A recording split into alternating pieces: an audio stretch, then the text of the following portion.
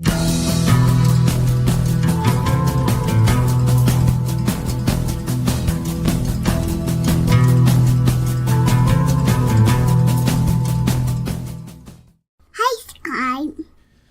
afternoon, everyone, and welcome to another episode of D.E.I. Deathwatch, where we chronicle the downfall and the doubling down of diversity, equity, and inclusion.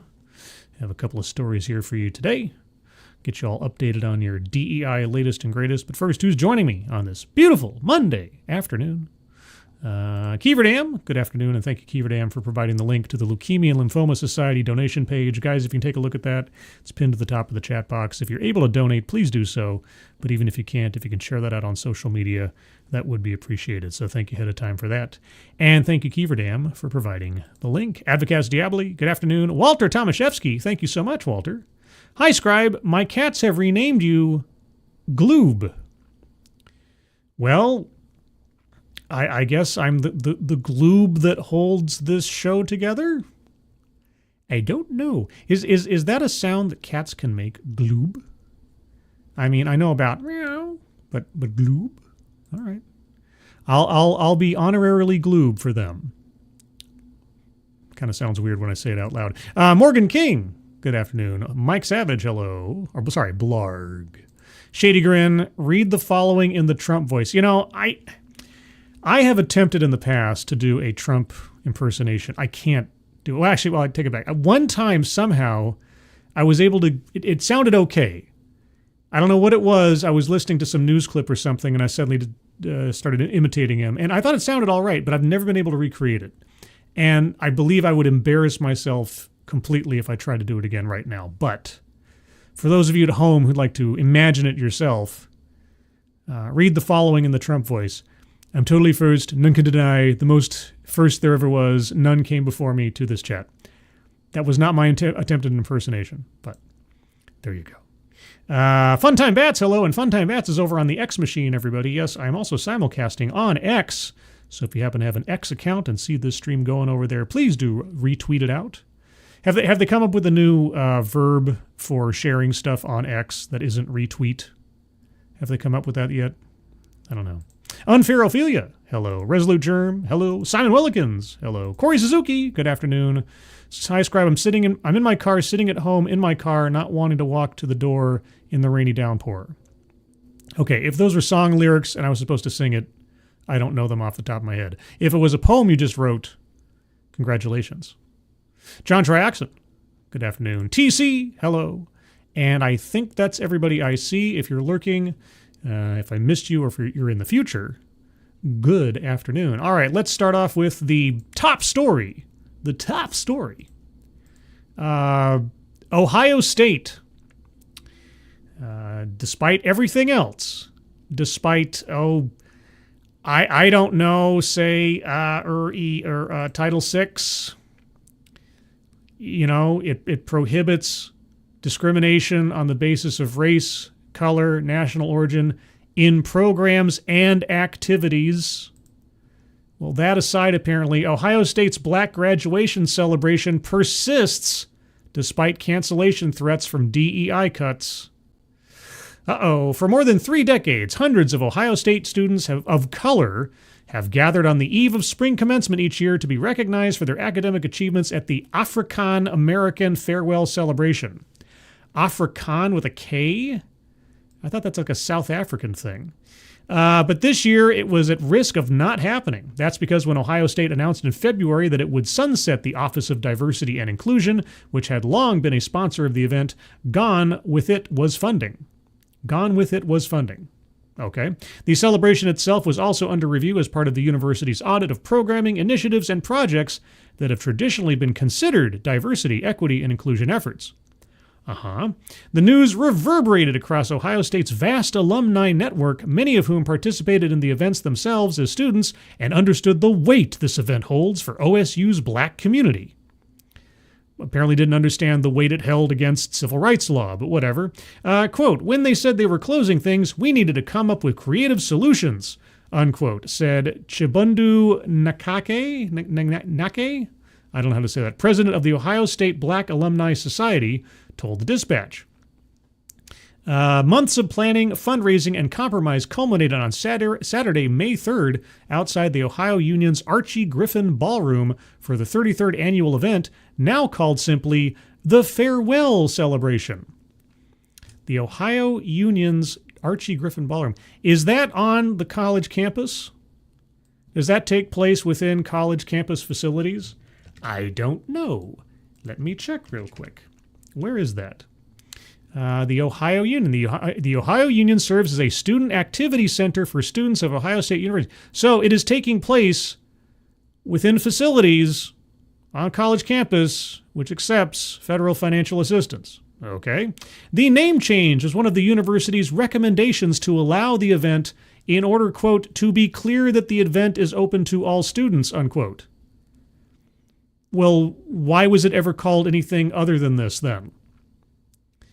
Said OSU spokesperson Chris Booker. Additionally, the National Pan-Hellenic Council took the lead in hosting the event in partnership with Ohio State Sorority and Fraternity Life and the Black Alumni Society. Yes, but it's still an event that is simply celebrating students on the basis of their skin color, correct? It is open to everybody, but you're elevating people on the basis of race. Okay. Naki said the farewell celebration has always been open to all students. But it is encouraged that students who participate have a connection or some type of understanding of African or African American culture. Oh, okay, so yeah, you can come in, but you have to be an ally based on race. You guys aren't getting away with it. You really are not. You should be punished for this. You really should be. About 200 graduates of all levels filed into the packed ballroom to the cheers of their loved ones, okay? Most came dressed in their graduation robes, and many had stoles draped across their necks representing one of the 9 historically black, Greek-lettered fraternities and sororities, better known as the Divine Nine. It's divine to discriminate on... Okay, anyway. Melissa Shivers, Senior Vice President for Student Life at Ohio State, thanked the team who made the event possible and said the celebration is, quote, indeed a point of pride, unquote, for the graduates and their families. So let me get this straight. You change the name, and that's it. Like everything else is exactly the same. Oh, it's always been open to all students so long as you have some connection to or understanding of African or African American culture. Because as we know, there's only one African culture, and African American culture is singular, monolithic, and without variance. But so the only thing that happened was you changed the name. Well, gosh. A lot of schools and institutions are doing that right now when it comes to DEI-related initiatives, isn't it?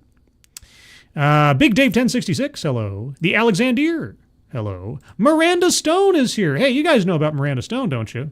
Well, if you don't know about Miranda Stone, let me tell you.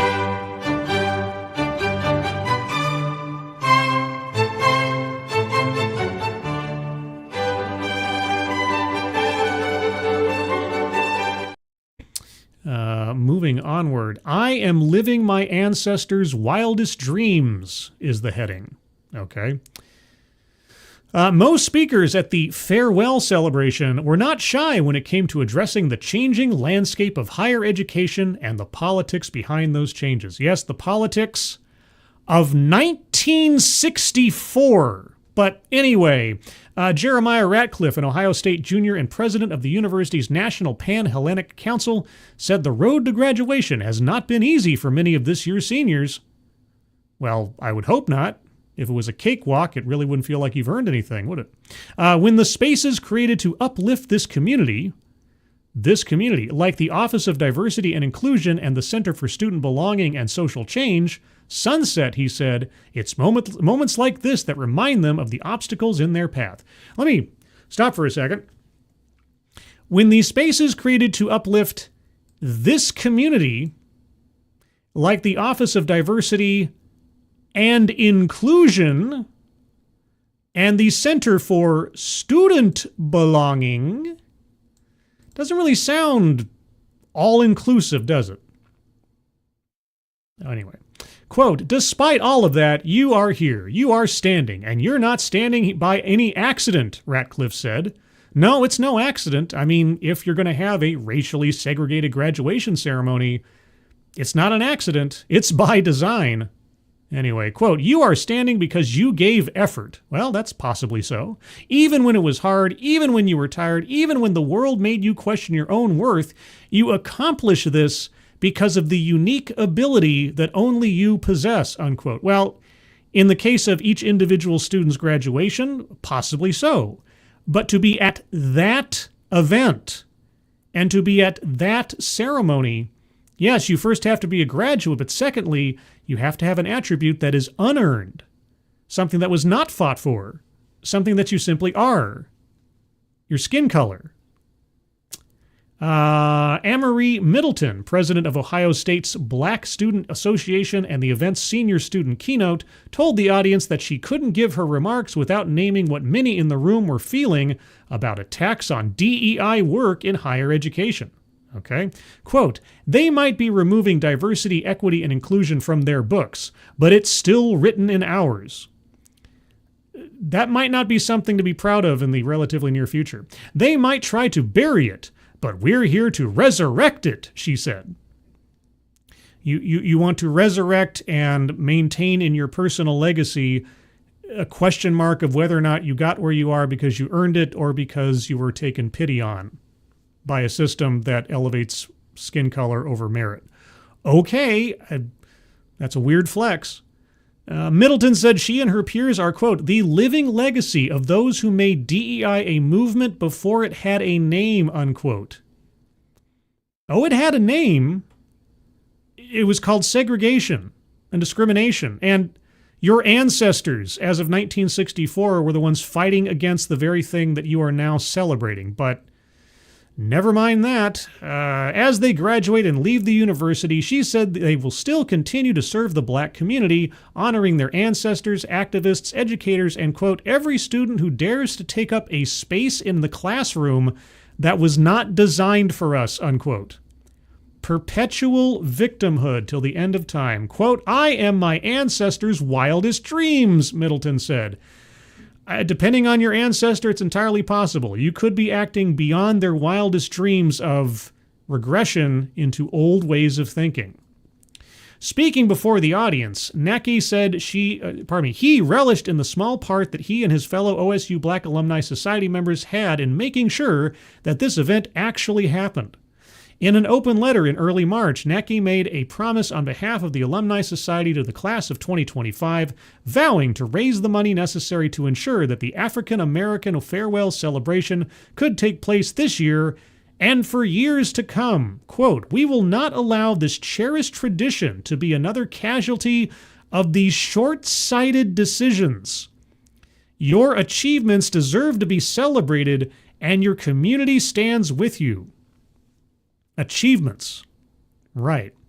Nake said the graduates before him represented a resilient generation, regardless of DEI rollbacks and a renewed fight for civil rights. A renewed fight for civil rights. In an event at an organization sponsored by federal financial assistance that is segregated on the basis of race. You have absolutely no idea what you are talking about. Quote, your presence here today is a living, breathing, diploma-earning testament to that enduring spirit, Nake said. Quote, it shows the world unequivocally, no matter how the legal changes and the societal obstacles or the circumstances that have been, yes, and let's be real, and will continue to be, especially under this administration, legal changes. I'm going to keep pointing at the sign. Despite decisions that could have ended the farewell celebration, why don't you call it what it has been this entire time up to this one event? The event was still a celebration of students' accomplishments. Was it, though? Quote, we stand here today, shoulders held high, diplomas within reach, because we stand on the shoulders of giants, Neke said. Quote, we stand on the shoulders of our ancestors, unquote. So again, still elevating race and ethnicity. The audience rose and joined the OSU African American Voices Gospel Choir to sing a rendition of Lift Every Voice and Sing, also known as the Black National Anthem. But just so you guys know, this event is open and welcoming to every student, no matter what their background, as long as you have a connection or an understanding of African or African American culture. And unlike a typical Ohio State commencement ceremony, which would include all students, where only doctoral students have their names read at graduation, every student attending the farewell celebration has their name read. Oh, it almost sounds like a participation prize. Family members and friends in the audience cheered for their graduates from the crowd. Students of all academic levels were given a kente stole, a symbol of achievement and overcoming hardship that pays homage to the ancestors' sacrifices. The black, gold, red, and green fabric matches that of the cloth worn by kings during the Ashanti Empire in the 17th century of what is now Ghana. But remember, everyone, this event is open to every student and does not discriminate on the basis of race or ethnicity.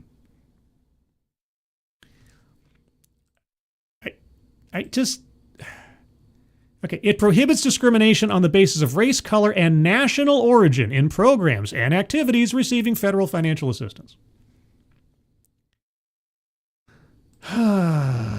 Many graduates involved in Greek life received their stoles, stepping across their stage as their fraternity and sorority brothers and sisters cheered them on.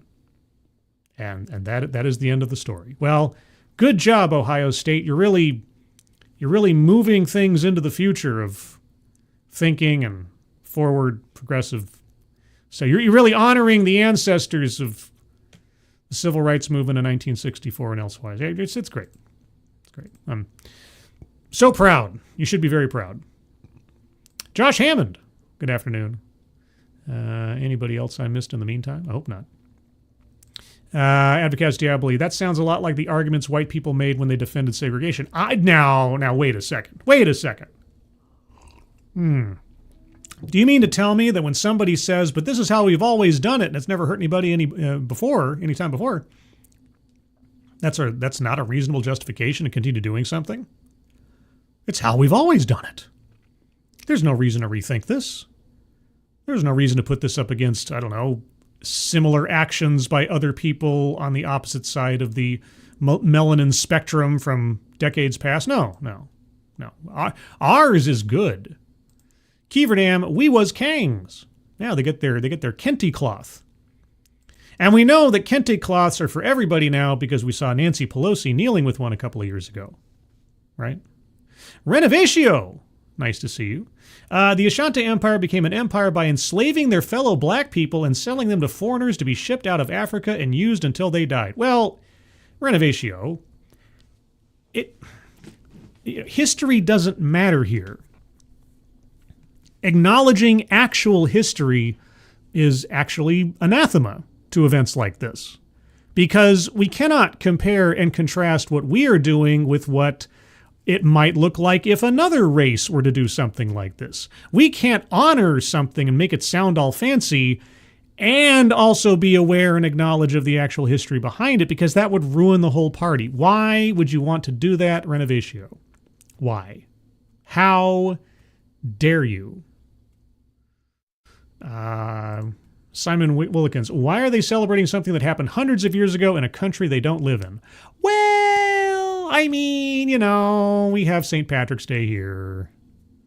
So,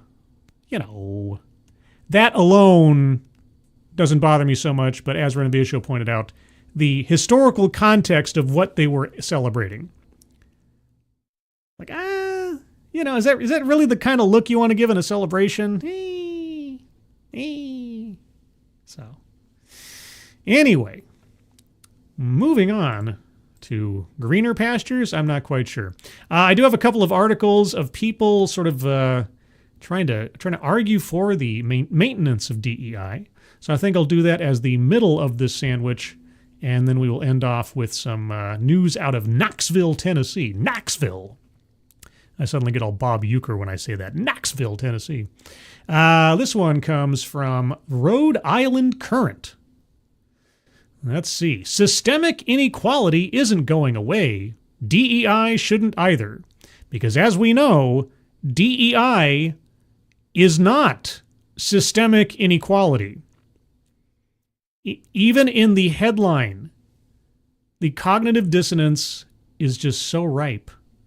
Don't stop talking about equity. Instead, get more strategic about how to keep initiatives alive. Ooh, strategic, like changing names or just not talking about it as much. You know, the first rule of Fight Club is not to talk about Fight Club. We knew this was coming. The moment the political tide shifted, the backlash against diversity, equity, and inclusion ramped up. Well, that's an interesting way to put it. Ramped up. Yeah, because it was already on the down slope, wasn't it? 2022, long before the election. Anyway, executive orders are gutting funding. Corporations are quietly scrubbing their DEI commitments from their websites, and that totally wasn't happening before, obviously. And entire programs are disappearing overnight. This isn't just about politics. This is about power. Who gets access to opportunity? Who gets to build wealth? Who gets to lead? I agree with you. It is about that.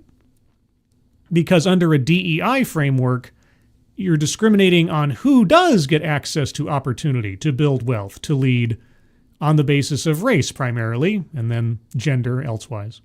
This is about dismantling progress piece by piece while telling us it was never needed in the first place. Oh, you poor, poor child. For the next 4 years, DEI will remain a target. Thank goodness. The question is, what are we going to do about it? I don't know. What do you plan on doing? Because if we're not intentionality, if we're not strategic, if we don't move quickly, we risk letting the forces of regression undo everything we've fought for. What have you fought for? Really, truly, and I've asked this a million times, give me a success story. What is the grand benefit to society that DEI has brought us? You must have an example. I'm not here to argue why DEI is important. You're not? Wait, what was the headline of this thing again? Systemic inequality isn't going away. DEI shouldn't either. Well, okay, if it shouldn't go away, you have to argue why it's important. I'm not here to argue why DEI is important. We've had that conversation 1,000 times. Well, you know, could you humor a guy? We've cited the research. Is this a McKinsey study? It is a McKinsey study. It is the McKinsey study. Jesus.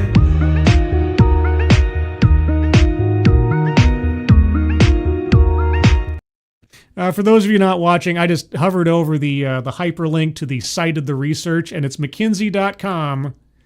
Oh, let's see. How old is this report? McKinsey and go away. It is. It's from 2020. Diversity wins. How inclusion matters. Oh boy, it is always McKinsey. We've cited the research. We've made the business case. Ooh, okay, I haven't hovered over this hyperlink yet. If it's not McKinsey, is it Forbes? It is papers.ssr. What?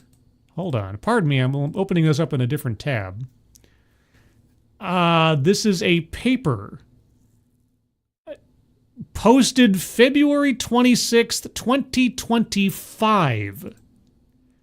So an 11-page paper posted this year. The business case for diversity, a critique of McKinsey's research. It is McKinsey. It's McKinsey again. This article critiques an influential section of the research underpinning the claim that business benefits exist for an organization with more diverse leadership. Wait a second. Whoa. Oh, okay, guys, I'm sorry. I'm gonna have to. I gotta switch screens here. This is. I got to show this. This is nuts. So this is the hold on. This is the business case. Let me just read this. Okay, now just as a reminder, this is the article that our author is linking to in defense of diversity, equity, and inclusion, okay? This is the research that proves the business case. Let me read the abstract to you. And apparently this is part 2, so this is a second article in a series. Here we go. This further article critiques an influential section of the research underpinning the claim that business benefits exist for an organization with more diverse leadership. It focuses on 3 frequently cited reports by management consultants McKinsey & Company, McKinsey 2015, McKinsey 2018, and McKinsey 2020. These reports have been, and continue to be, used to support the business case for diversity. Yes, that is true. Many, many times I see people citing McKinsey, especially 2015, as their proof that DEI brings more wealth and benefits to businesses. Here's the second paragraph of the abstract. Analysis of a second aspect of McKinsey's research, the diversity sample created by the company's consultants, suggests that it is not sufficiently representative of all listed companies in counties referenced in their reports. Consequently, McKinsey's conclusions are again unreliable and cannot be generalized. Let me read that again. This is from the abstract of the paper the author is citing as proof of the business case. Consequently, McKinsey's conclusions are again, as in I guess the previous article, unreliable and cannot be generalized. This is what our author is citing as proof of the business case for diversity. That is hilarious. Okay, let's continue. We've made the business case, asterisks, and frankly, if people still don't get it, they never wanted to. Maybe you should read your own citations. What the hell? Oh my gosh, there's nothing left to debate. The data is there. The proof has been there. Companies with diverse leadership perform better. And it's a Forbes article!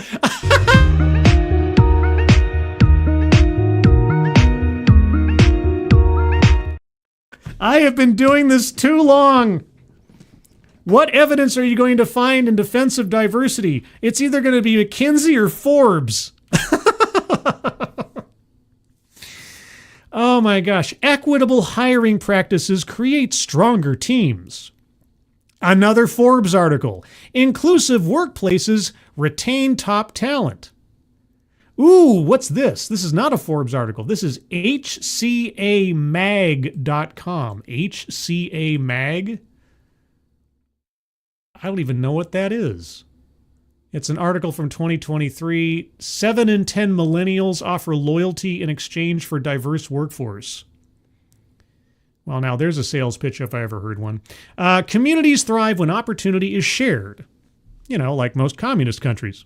But here we are again, watching corporations retreat at the first sign of pressure, watching funding dry up, watching commitments disappear overnight.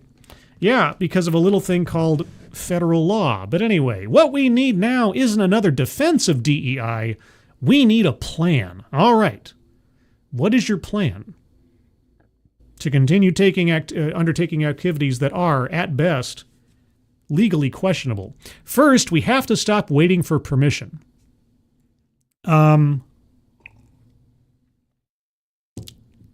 Waiting for permission? Yeah, I don't know. The last 10 years or so haven't had anybody waiting for permission. For too long, DEI work has relied on institutional approval, on budgets that could be cut, on leadership buy-in that could shift with the next election cycle, on policies that could be reversed with the stroke of a pen.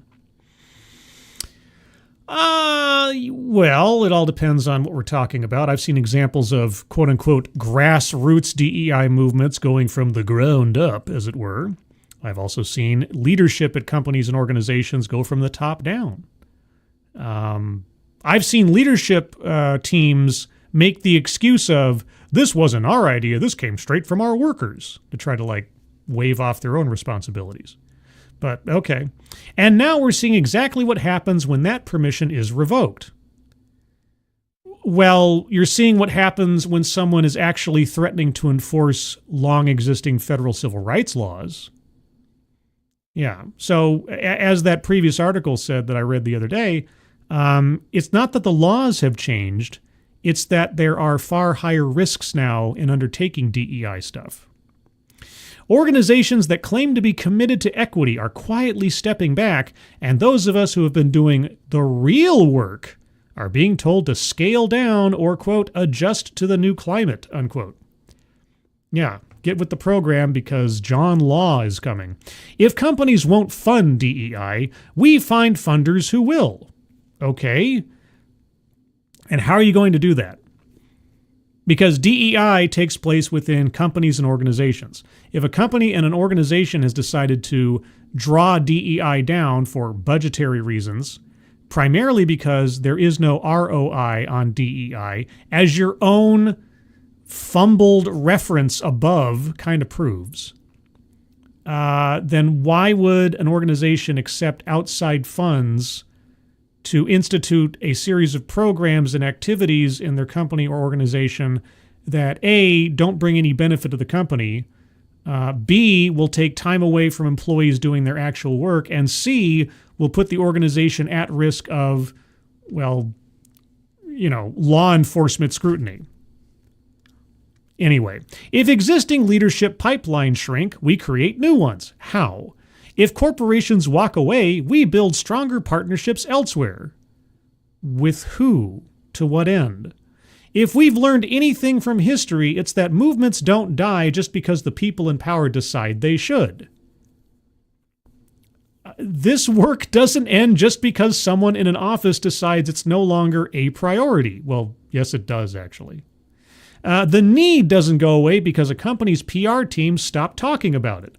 Well, I'll grant you that. There are plenty of people who have built their entire careers around this stuff, and they really need it to continue to keep pulling a paycheck because more often than not, they have no other marketable skills except DEI. The systemic issues we're fighting aren't paused just because an executive order says they don't exist. So why should we pause? I don't know. Lack of opportunity for the market and increased legal liability.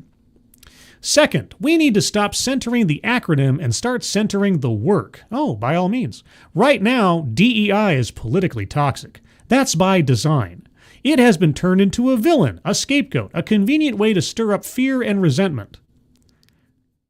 It's often not unjustified. But equity doesn't just disappear because the language shifts. If calling it diverse hiring gets you defunded, call it leadership development.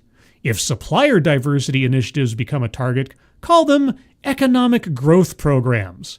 If grants supporting Black and Latino entrepreneurs are suddenly under scrutiny, reposition them as investments in business innovation. The name is not the goal, the outcome is. Very good. You have just discovered why the DPRK is a misnomer. And you know what you're saying though?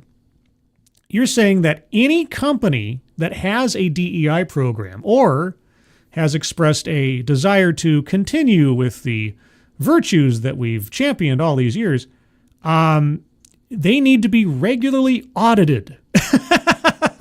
Their programs and activities need to be regularly audited because you keep trying to hide the ball. This is why now, more than ever, we need a robust EEOC and we need the DOJ's Civil Rights Department to be empowered to do regular reviews and audits of company activities and programs for potential civil rights violations. This very kind of rhetoric is why we need a larger watchdog on this. These systemic issues we're fighting aren't paused because an executive order says they don't exist, so why should we pause? Where did the executive order say that discrimination doesn't exist? The executive order pointed out that DEI is discrimination. What are you talking about? I'd love you to quote the part of the executive order that says something doesn't exist. This doesn't mean we stop talking about equity. Oh, sorry. I think I already read this. All right. No, wait. They just duplicated their own. You duplicated your own text. Okay, the end of this paragraph was, the systemic issues we're fighting aren't paused just because an executive order says they don't exist, so why should we pause? And then we go down here and it's its own paragraph. The systemic issues we're fighting aren't paused because an executive order says they don't exist, so why should we pause? Okay.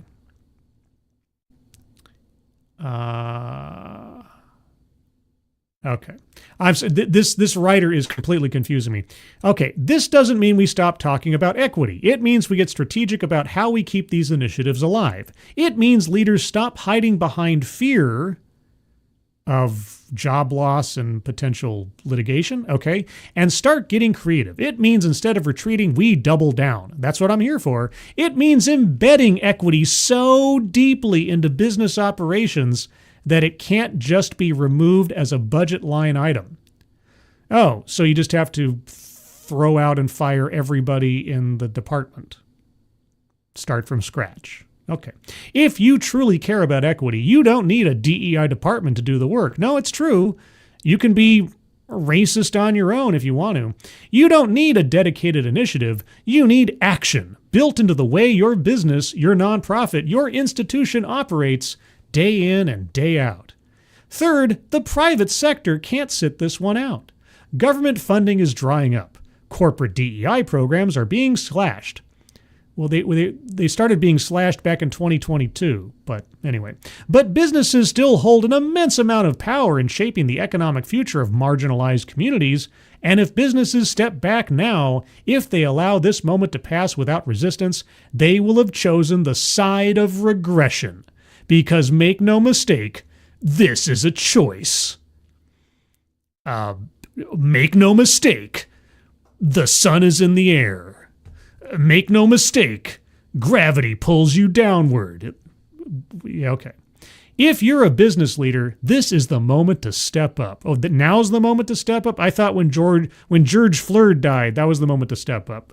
And all those companies made those billions of dollars of promises to invest in equity. And then a year or so later, when they realized just how much of a loss it would be to do that, they just didn't.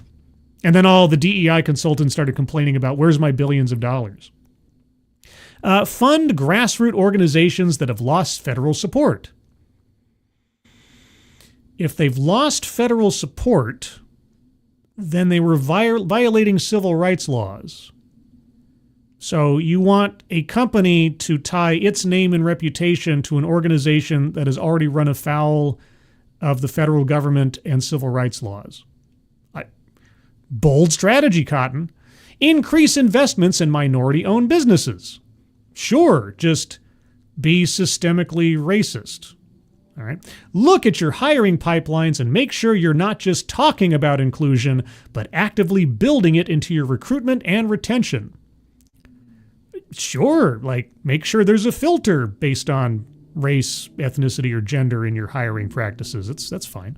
If you made commitments in 2020 and 2021, now is the time to make good on them. Because if your support for equity only existed when it was easy, when it was trending, when it made for good PR, then you were never actually committed in the first place. Well, I hate to tell you this, you're absolutely right. They never were committed, save for the fact that they had ideological forces above them in BlackRock, Vanguard, Goldman Sachs, and elsewise pushing them to do so. And it was fashionable. It seemed to be popular, just like everybody thought the modern audience would come to most movies these days. I'm curious to know who our author is. Is he just a writer over at the Rhode Island Current? Rhode Island Current. Let's see. CEO of the People's Agency. Okay. Ray Nunez, he is a marketing strategist, equity advocate, and Mexican immigrant to the United States. Okay. Well, there you go. Over on your side of the stuffs, everybody. Pardon me. Summarize this. I sense a snake in the room. DEI is racism and violating civil rights laws in the Civil Rights Act of 1964. Well, I always have to caution. DEI is an indicator that there may be illegal or legally questionable programs taking place. So many things have been packed under the DEI umbrella that label in and of itself does not mean everything is illegal. But it is a big flare in the sky to check it out. It really depends on what they're doing, because some things DEI promotes are antithetical to the spirit and the intent of the Civil Rights Act of 1964, but are not technically in and of themselves illegal. It's really only when you get down to metrics and numbers. If you have percentile goals in hiring and so on, then yeah. If you're a federally funded institution and you are having, as we talked about earlier, racially segregated events and such, yeah. That does come down to the nitty-gritty of what's in the law, but DEI is definitely an indicator that something fishy is afoot. And certainly Title VI and Title VII are the immediate questions one should be asking about when someone says they have DEI programs taking place. Are they in adherence with federal law or not? Not to get too preachy, I just want to keep cautioning people that if somebody just says DEI, it doesn't mean necessarily illegality. It is an indicator that more questions need to be asked. That's all I'd say. TC, make no mistake, the moon is made of cheese. That's true. And doing DEI or not doing DEI is a choice, if you couldn't figure that one out. The sun's gravity is pulling us away, but not so much, fortunately. I mean, if it was stronger, would we all be like flying? Like the differential between the Earth's gravity and the sun's gravity, like find a happy medium when we're all like floating along. I don't know. I'm not a scientist. I don't know anything. Let's see. Summarize this again. It's like hiring the person who got an F when the job could only work for the A grade. That is easily seen with the safety of lives being exposed across the nation. Not my opinion, but facts. No, I know. Yeah, standards have been lowered in order to accept more people or to justify other hirings and so on. We talked about this in a previous episode with firefighters and how the physical standards were lowered in order to allow a higher percentage of women to be able to qualify, while also putting people in danger if someone can't actually carry a full-grown human being out of a burning building and so on. I think I mentioned G.I. Jane previously. So anyway, there's that. Now, I did pull out an article that I saw because it is from, or originates in, a place I've looked at not too long ago, and that is Massachusetts.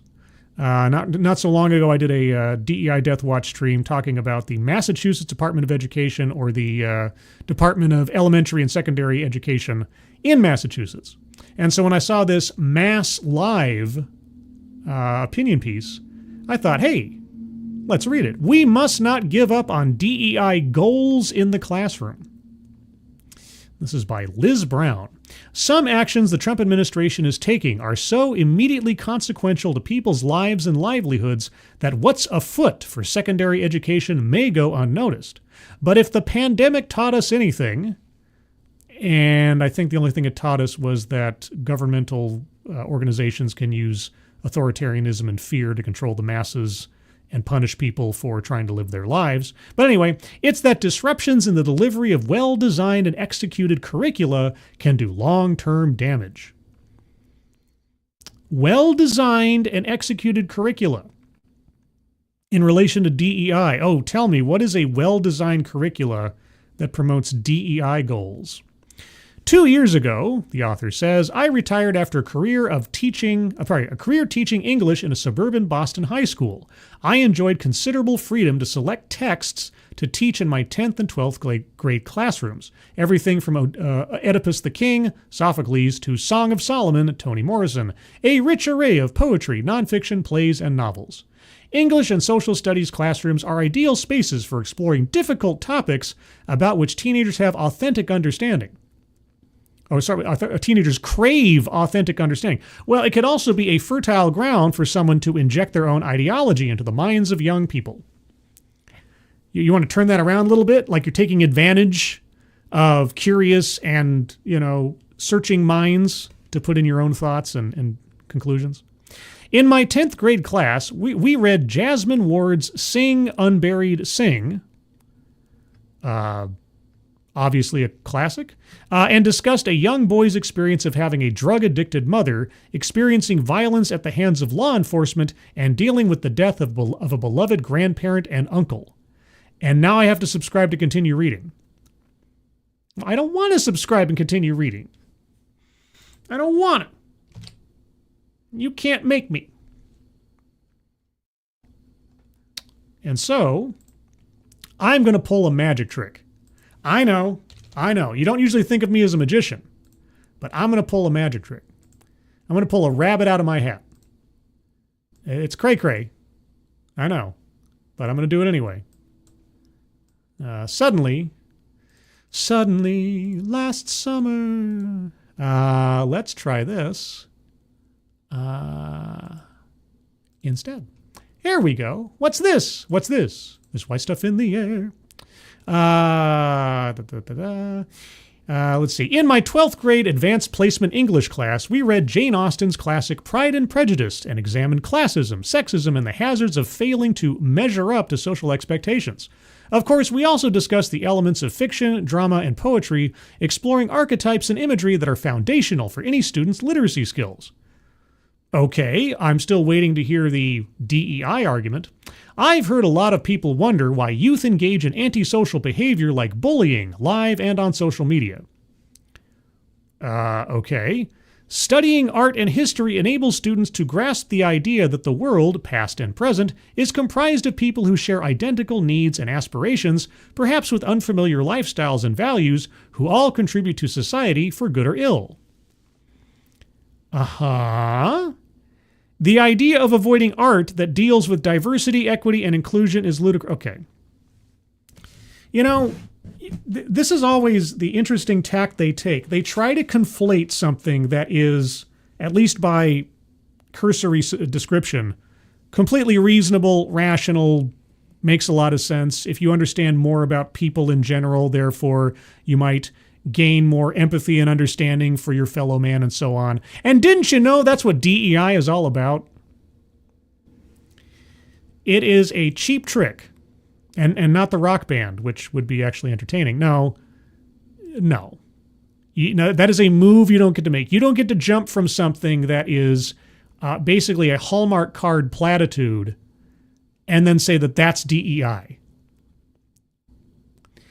Writers, painters, filmmakers, musicians, and dancers create work that reflects the human experience in all its beauty, ugliness, and complexity. Why bother reading To Kill a Mockingbird if one has to avoid a discussion of the realities of systemic racism, the othering of people with intellectual differences, and the inevitable discovery that people can be duplicitous and the world unjust? That is not what DEI is about. You're trying to make yourself sound grand and so profound. You're not. That's not what it's about. DEI institutes discrimination. It institutes putting a differential between people on the basis of race or gender. It says that you can never escape the sin of the past of your melanin count. That the mystic chords of melaninic memory will never leave you because bad people did things a long time ago that were bad who have a passing resemblance to your shade. Or people that were victimized hundreds of years ago that have a passing resemblance to your shade, you share in their victimhood and should be pitied. That's what DEI promotes. But you want it to be opposite. You want to say that DEI is just To Kill a Mockingbird and its lessons. You're wrong. You're 100% wrong. Is American society so evolved now that students would find Chinua Achebe's Things Fall Apart a quaint and irrelevant glimpse at colonialism's devastation, or outdated, the dangers of rigid notions about masculinity? What? In my and my colleagues' classrooms, we read a range of texts that deal with issues a young person needs to grapple with in order to become a fully functioning adult. Okay, here's where I see the disconnect is.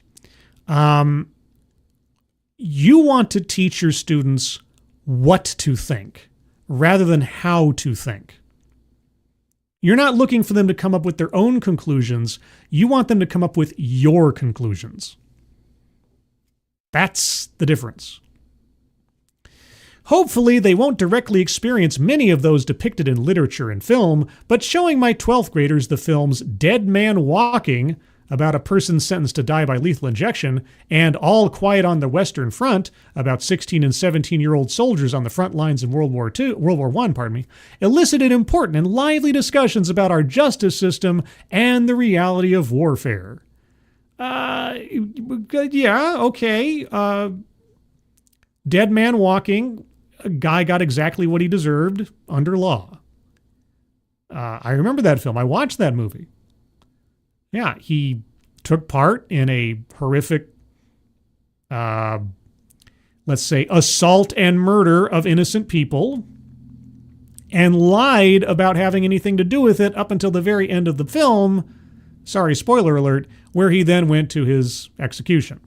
Now, I've talked a lot about my thoughts on capital punishment. Not going to do it here, so that's a whole other conversation. But yeah, what about that film was wrong? And the reality of warfare. Yeah, no, All Quiet on the Western Front. If you want a completely downbeat recitation or dramatization of World War I, that's one way to do it. Okay. And what conclusions did you want them to come up with at the end of this? Some of these texts are disturbing. The skillful teacher scaffolds their lessons with historical, psychological, and sociological context. No one with whom I taught dove headfirst into any of these and other complex texts without laying the foundation for a safe and accessible experience. Why? Why should it be safe? You want your students to confront the realities of the justice system and war, and you want to, what, pad it so it doesn't hurt? Okay, any book worth reading deals with conflict. Not necessarily. Whether it's internal or from a source outside of the individual. Well, I think most any story you would put into a book has a conflict because otherwise there's no story. Like the very first book I ever read, I forget the exact name of it, but it was like Buster Rabbit needs to buy his mother a birthday gift or something. And so he's like, I have to go buy my mom a birthday gift. And so Little Rabbit is like going around town asking people for ideas about what to get mama for a birthday gift. And so that's his problem. He has to overcome it. I guess it was worth reading. I guess there was a conflict of a kind. Can you have a story without a conflict? Like a meaningful story? Maybe she's right. Any book worth reading deals with conflict. Is there a well-known story where everybody got along? Think about that one. Exploring the diversity of human experience as well as the world's inequities and injustices enables students to see that we all share more in common than they may realize. Do you have to focus on the bad all the time, though? Isn't a world with more understanding of a neighbor's experience, their hopes and fears precisely what we need right now? Well, here's the thing, lady. I don't assume to know someone's experience simply by looking at them. And especially not on the level of skin color. But then I know a kind of person who does do that. There's a name for that. I don't know. Advocates Diably. I read a book about how to rebuild a Ford big block. There was no conflict in that. I guess that's true. Yeah, you know what? Any book worth reading. How about a cookbook? Is there conflict in a cookbook? Zen and the Art of Motorcycle Maintenance. Is there a conflict in that book? I don't know. Simon Wilkins. How appropriate to say it's a cheap trick because they need to get off our back as long as no one else sees our back. Okay. Teaching about diversity, equity, and inclusion is teaching basic principles of civility. It offers young people who may not understand the power of their words, because obviously the young people are stupid, or their collective action to get a rich and, yes, safe introduction to vital ideas they will need to be fully functioning adults. DEI teaches basic principles of civility. Lady, you have lost it somewhere along the line. To teach with an awareness and sensitivity to the issues raised in some texts was perhaps the most challenging aspect of my job. To do it well required practice and patience with myself and my students, and admit to my students when I made mistakes. Well, that is part of being a fully functioning adult, right? But it was always worth it, because I knew that even my clumsiest efforts to guide my students through unfamiliar worlds and characters' situations was helping them become responsible people, capable of problem solving and critical thought. They may forget the title of the poem, novel, or play, but I saw again and again that those deep and difficult conversations made a profound difference in my students' sense of themselves as young adults and citizens of the world. Ooh, you think very highly of yourself. Boy, oh boy. Yeah, there's a, what was it called? There's a video on my channel. It's a TEDx, and I should find the link to it. It's something like, it's one of the early TEDx's. It's something like Full Disclosure or something, I named it. Boy, oh boy, I need to find that. Anyway, it profiles a teacher who is really, really, really, really big on DEI woke sensibilities when it comes to her classroom. And she just jumps through so many hoops to make herself sound like she is just on the right side of history. So I got to find that one. I don't know. If some intrepid individual can find it on YouTube before I do, well, I'd be impressed. But let me go over real quick. I see I can put this into the chat. And let's see. I think it was called Full something or other. Where is it? Full Integration. That's what it was called. Full Integration. Let me copy the link here, and I will put it in the chat. I highly recommend anybody curious. This is one of my edited TEDx's. So this is not a live stream. But yeah, if you take a look at that one, you want to see like the archetypical activist educator in full bloom.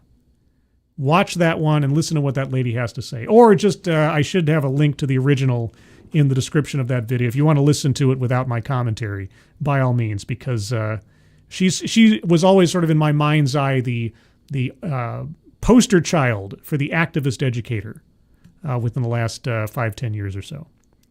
That's what this lady sounds like to me. Sounds like somebody who's really trying to make themselves be all important and epic in pushing things that they don't seem to have an understanding of their actual outcomes. But let's see. Simon Wilkins, you should probably encourage Satsu to upload his Lords of the Night streams to an archive channel. I don't know that he kept them. I don't know that he archived them anywhere other than his original channel. I think they might have gotten nuked with the channel. So you might have to ask him about that. Because, I mean, even I don't have them archived anywhere other than YouTube. Like if my YouTube channel went by the wayside, all the Lords of the Night episodes that I hosted would go bye-bye too. I have some select streams saved on my StreamYard, but that was never meant as a backup for everything that I've ever done without a great expense on my part to have to buy more memory space on StreamYard. And at this point, I don't even know what the prices would be for that. So, yeah, as far as I know, they've gone bye-bye. Scribelight, what do you think they made DEI for? Well, it's one of those things where, like, you know, the road to hell is paved with good intentions, right? So DEI is an outgrowth of a belief that disparities in outcomes equate to injustices. And so the only way to address those injustices by looking at statistical disparities is to artificially manufacture an outcome of statistical parity to show that there is no inequality. The problem is that a disparity does not inherently indicate an inequality. As we saw with the the pay gap. Remember the pay gap from about 10 years ago they were all excited about, they still talk about today? Yeah, just showing the average full-time earnings between men and women had a differential. men earned, on average, more money than women, on average. And that disparity was interpreted to be evidence of sexism. That was supposed to be evidence that women were paid less, not that they earned less. That it was an outcome of their gender, not an outcome of their merit.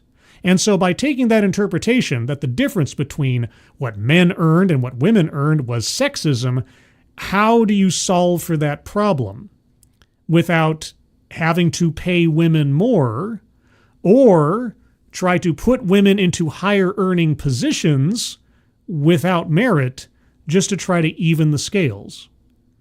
So in a way, people are trying to, quote, do good. They just don't seem to understand that they're not doing good. They're just engineering outcomes against reality and personal preference. That's essentially it. And I know there's a more academic answer out there, but that's what I've witnessed over time, is that I've seen people point to charts that show demographic disparities in this job or in this level of leadership in a company or whatever else, and therefore we have to work to fix it. But of course the problem is, as always, if you make the problem, we don't have enough people who look a particular way in a particular position, then the only way you're going to increase those numbers by that concern is to be racially discriminatory in what you're doing. And we have whole laws against that, which up to this point, and I'm still waiting in a lot of ways, have not been enforced effectively enough to discourage that kind of thinking. I mean, if you'd asked me prior to Trump becoming president again over the entirety of my YouTube channel and elsewise, I'd have to ask, what's the point of the Civil Rights Act if it's never enforced?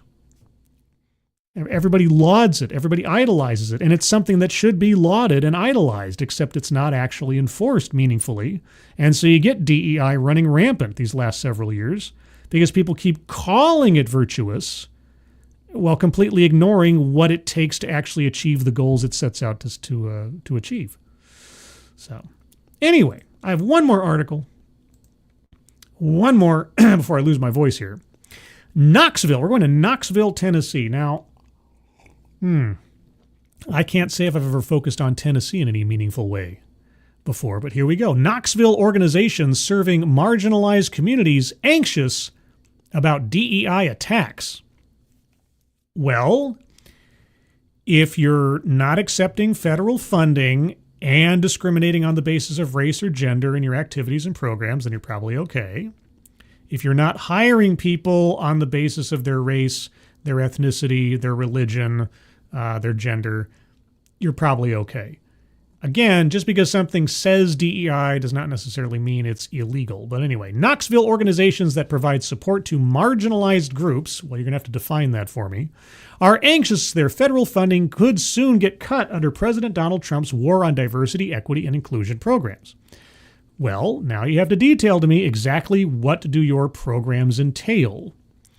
At the Knox County Community Action Committee, that's a mouthful, leaders are concerned their $1 million grant for housing stability for teens and young adults may be in jeopardy.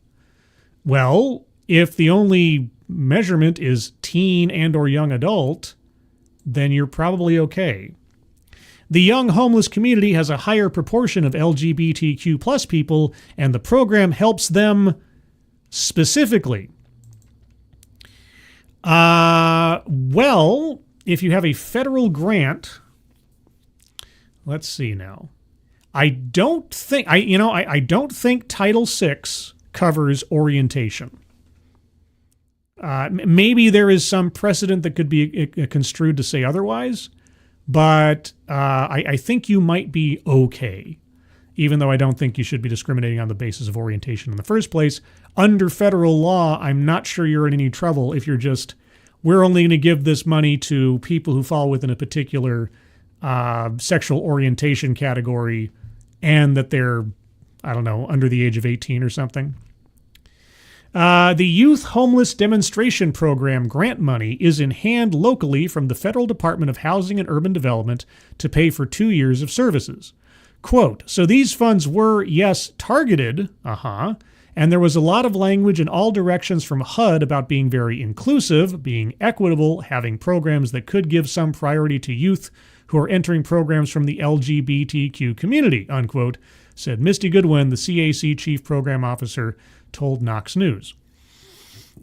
And this is going to be one of the problems that Trump is going to run into, I think, when trying to punish certain organizations for running DEI programs. Because under the Biden administration, and even during the Trump administration, there was language included in federal grants and contracts that encouraged or required recipient entities to adhere to certain standards when it came to diversity, equity, and inclusion. Even if these things, as far as I'm concerned, either ran straight into or stepped on the line of existing federal law, if you were required to do X, Y, and Z because the government said you couldn't receive the money without doing X, Y, and Z, and you did it, can the federal government then come back and punish you for having followed their instructions to qualify for the money? That's where it's going to be interesting, depending on what cases the DOJ takes up or, I guess, does not take up going forward. They used inclusive language clues from the previous administration to win the grant. Yeah. Trump's executive orders to dismantle inclusivity programs changed CAC's outlook. Quote, "We had to pivot very quickly with regard to this funding and our contracts and all of that, just to be careful about the language that we used. And so, yes, that is a piece of this.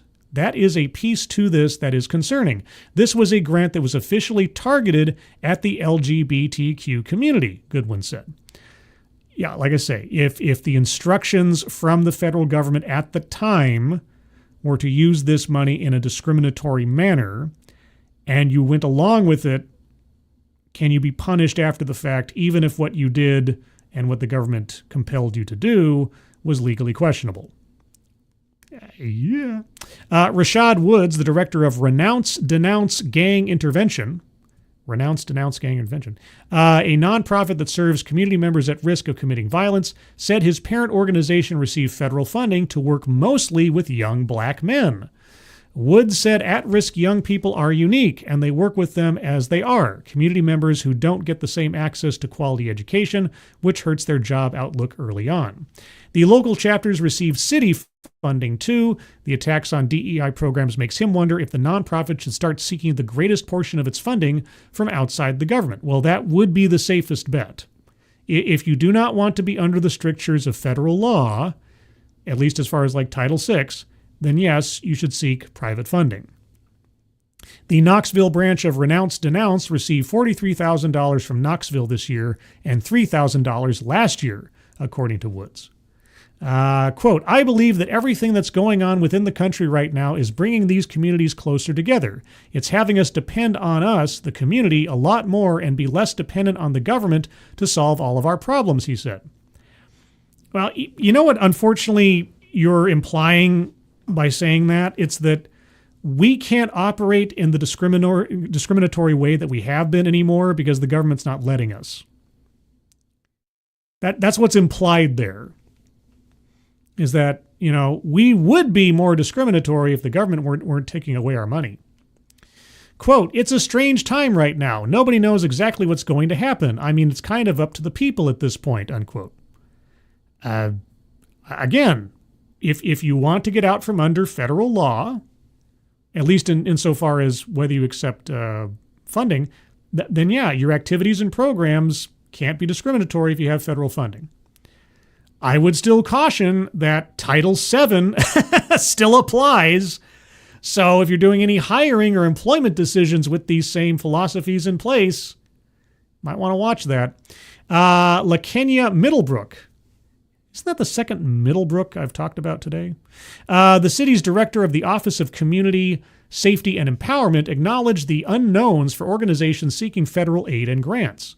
Oh, we have a Latino slant raid is coming in, apparently.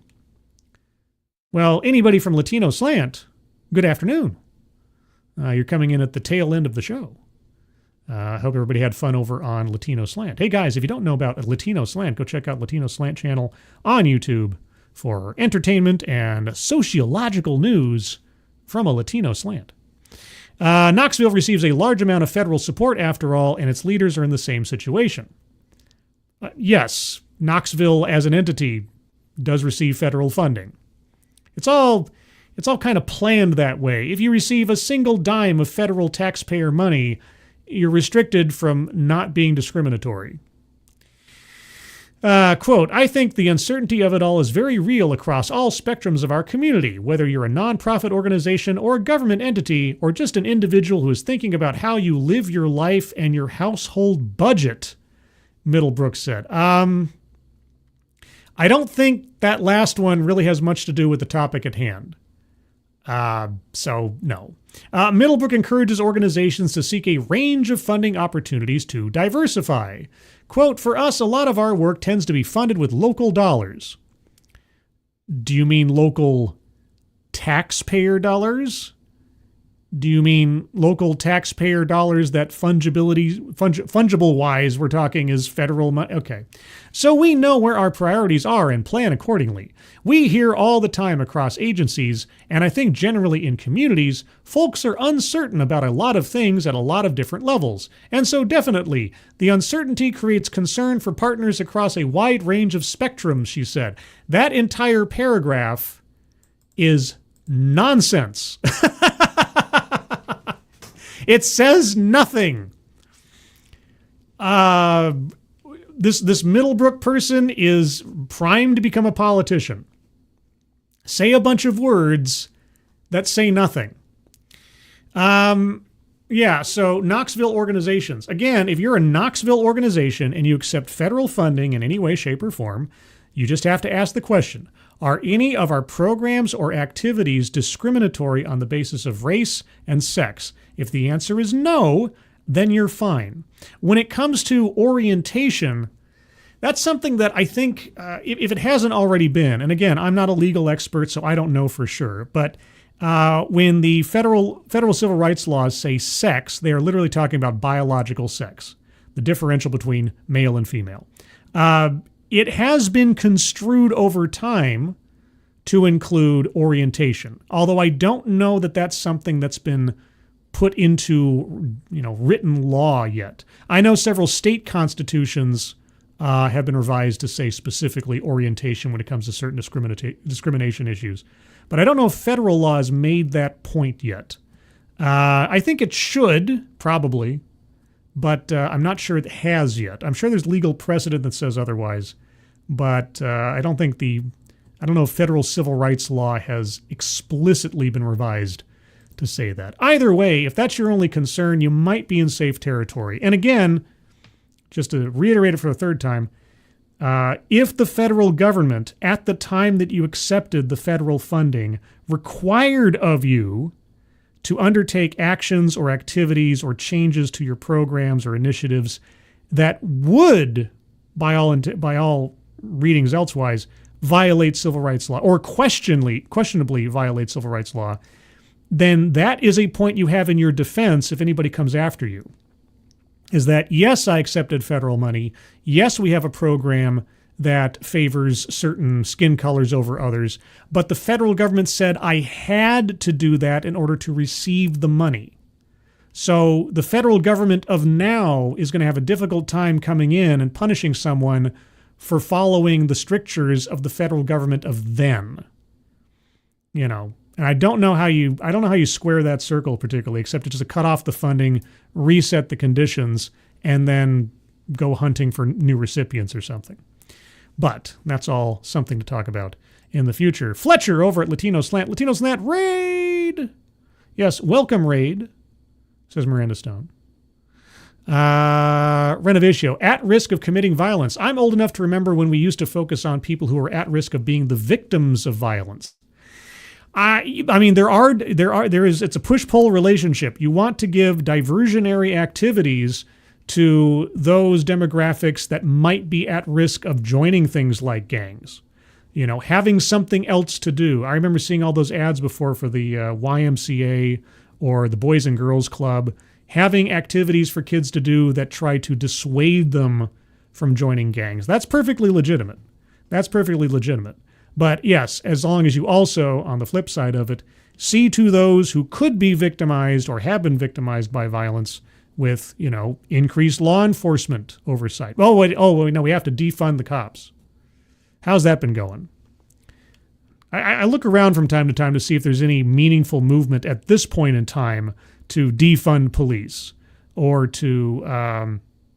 or the neo-abolitionist movement to get rid of prisons and police. I don't think they're as popular today as they were before. But if I find anything on that, I'll let you know. What else? Yeah, that pretty much brings us to the end of the show. Just as a channel notation, let's say, I have been considering pulling back a little bit on some of my streaming schedules because I think I've been overburdening myself with too locked-in kind of things. Like I have to do this at this time of day and I have to do this on this day. I'm turning myself into kind of a TV schedule kind of thing. I'm not quite sure what my conclusion is to that, other than my first thought was to cut down D.E.I. Deathwatch to 1 stream a week rather than 2, or to only do Midnight's Edge in the morning like maybe twice a week or something rather than 3. I don't know. I'm going through a bit of a reassessment of what I want to do with my time and with my channel. So, and I have a potential other project in the near future that may take up some of my time and energy and focus elsewise. That is still YouTube related, but in a completely different way. I won't talk any more about that unless or until it actually happens, because things could change overnight. But not to be too mysterious, but hey, a little mystery never hurt anybody unless you're Robert Stack. But of course, without mystery, Robert Stack wouldn't have had that secondary career he had. Anyway, I'm drifting off. Everyone, I have a Discord server. If you didn't know I have a Discord server, well, now you know, and the cat is out of the proverbial bag. Would you like to join the Discord server? Well, if you'd like to, I can make that happen right now with a link to the Discord server. And the link to the Discord server is in the chat. If you'd like to join the Discord server, click on that link. You'll find yourself on the landing channel called Say Hello. And in addition to saying hello, you just have to say the secret word. The secret word will tell me you're not a bot, have actually watched the stream, and have thus earned the right, the privilege, the entitlement to join the Discord server. And today's secret word is Middlebrook, because I think I said that name from 2 different people twice today. So just say, hello, Middlebrook, and I'll know that you watched this show. Outside of that, you can always find me here Thursday nights at 6 p.m. Pacific, 9 p.m. Eastern for TED Excellence, where I'll take a look at another off-brand TED Talk for entertainment and enlightenment. What are some possible options for this week, you might ask? Well, let me tell you, does free will exist? I believe not, because somehow I am continually compelled to watch TEDx talks. We've been doing capitalism wrong. Or how about, which one's that? No, hold on. How an evangelical pastor became a trans ally. Maybe. How to actually fix the U.S. economy. Oh my gosh, any of these or others could end up being this week's TED Excellence. So look out for that on my channel and on my X account, scribe_light over on X. Let's see, what else? Oh, everyone, thank you for joining me. Moderators, thank you for keeping an eye on things, even though everyone here is so well behaved. You have very, very little to do. Everybody who donated either to myself or to the Leukemia Lymphoma Society donation page pinned to the top of the chat box. Thank you guys so much for your donations. Very much appreciate it. If you like this kind of thing, leave a like on the way out. Also subscribe if you're not already subscribed. And if you do like this kind of stuff or from any other content creator you enjoy, please share this stuff out on your social media. And especially on X, if you share my stuff out, please do remember to tag me in your sharing so that I know that you've done so I can thank you personally, because I really do appreciate it. Everybody, have a good rest of your Monday. Have a good rest of the week ahead of you. Hope you're all safe and well. If you're not well, please get well soon, and I'll see you on the next one. Take care. Bye-bye.